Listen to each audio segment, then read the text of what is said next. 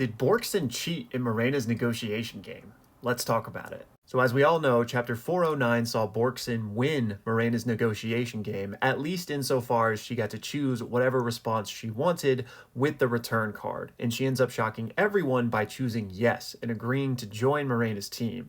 However, I don't think she played fair. So what do I think happened here? Well, I think Borksen wasn't going to leave her life up to chance, and she was going to do anything she could to guarantee the outcome she wanted from this. So first of all, let's rewind a little bit and just talk about her character in general. She is extremely intelligent, and we have known that from the moment she was introduced.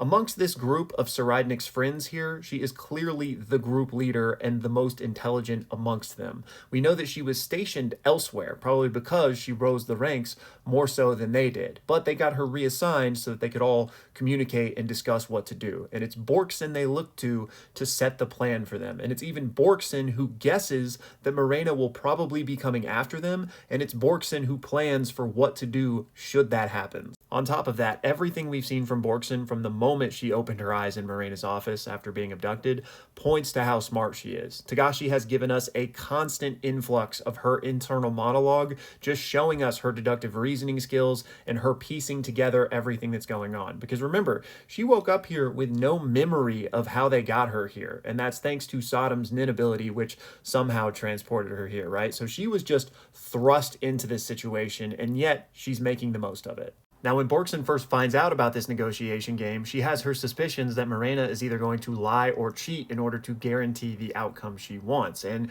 she straight up asks her as much, right? And in addition to straight up asking her, Borksen also takes precautions to help make sure that there will be no cheating. One such being that Borksen will be the one allowed to select which of her cards she wants to discard. And after their conversation, I believe that Borksen truly believes that there will be no foul play, that there will actually be no cheating in this game. Because we even go on to find out that it's part of Morena's Nin ability, right? And there are vows and restrictions in place to empower this ability. So I don't actually think Borksen suspects that there will be any cheating. And again, we know all of this because we're privy to her internal monologue. So because of that, when Borksen pauses the game because she suspects there might have been cheating, I don't think she actually suspects that. I think she was using this moment to cheat herself. And Morena is even a little bit sus about this action because she thought they had buried the whole cheating thing already, and yet here's Borksen bringing it up again. And what does she do here? She asks to inspect the cards herself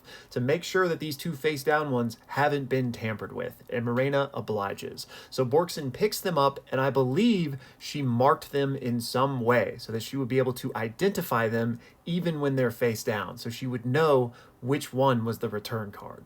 And remember what happened immediately before this? The kiss and the awkward discussion afterwards, where Borksen was incredibly frazzled and Morena was kind of blushing and poking fun at her, saying like, oh, have you never done that before? And Borksen was very like teenage girl, like, oh, shut up, like, you don't know what you're talking about, like, let's move on, let's move on. That's very out of character for Borksen, especially somebody who is in such a life and death situation, and someone who, again, we are privy to their internal monologue and has been cold and calculated this entire time. I too think this little act of being frazzled and being embarrassed was part of the distraction to give herself the opportunity to make this move with the cards and not have anyone suspect that she was doing something like that. And then on top of that, when Borksen makes her final selection, she adds a little something extra to the game. Because if you'll remember, she slides over the one she wants to discard and she asks Morena, hey, let's turn these over at the same time to see what happens at the end of this game. Borksen's not just adding some flair for the hell of it to make the end of this game more exciting. Everything is already on the line, right? So I think she was doing that as another layer of distraction for people not to pay attention to what she's actually doing, and whether that's to help hide the mark she made on the return card or help hide the evidence afterward. And by hide the evidence afterward, let's just take a look at what she does immediately after she flips over the return card. She crumbles it up in her hand while making a big to-do about being relieved, which again, I think is all for show here. And as she says, oh, I was holding it so tightly, I accidentally crumbled it up. Sorry, aka I perhaps hid the evidence of the identifying mark I made on this card. So yeah, I definitely think she cheated, and what I'm interested in is whether or not Morena picked up on it at all, because that could make for a really interesting dynamic, especially now that she said yes. And on that note, I'm curious to see what Borksen does next, because we don't know, at least explicitly yet, why she chose yes, but it seems to be that it was probably just her best option given everything that's going on right now.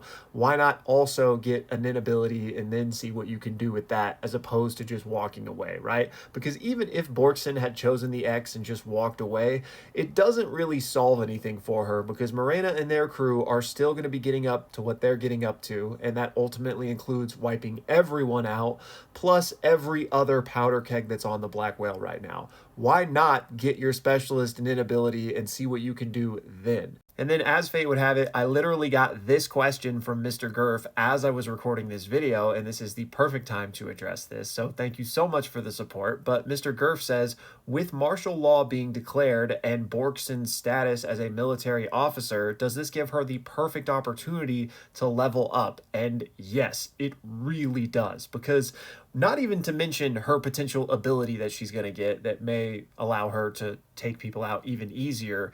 Just with her status of being part of the royal military, she is going to have such easy access to take people out. Now, I don't think Borksen is just going to be like on a straight up murderous rampage. She doesn't seem to be a bad person in that way, but honestly, we don't really know enough about her yet.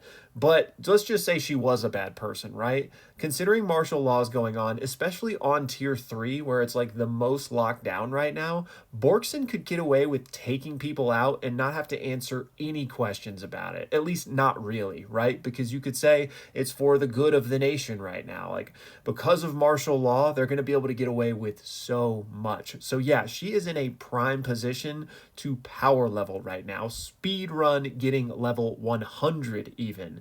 And I was wondering about this, could that even be a part of Borksen's grand plan? Like, could she get to level 100 and then start her own contagion game and empower her allies? Because, like some people have pointed out, this shot that we got, and this is fan art, but this is of a literal panel, it kind of looks like the Nin diagram, right? With Borksen in the specialist position, if you consider her at the bottom here. So what if each and every one of her friends was another Nin affinity that she could ultimately empower?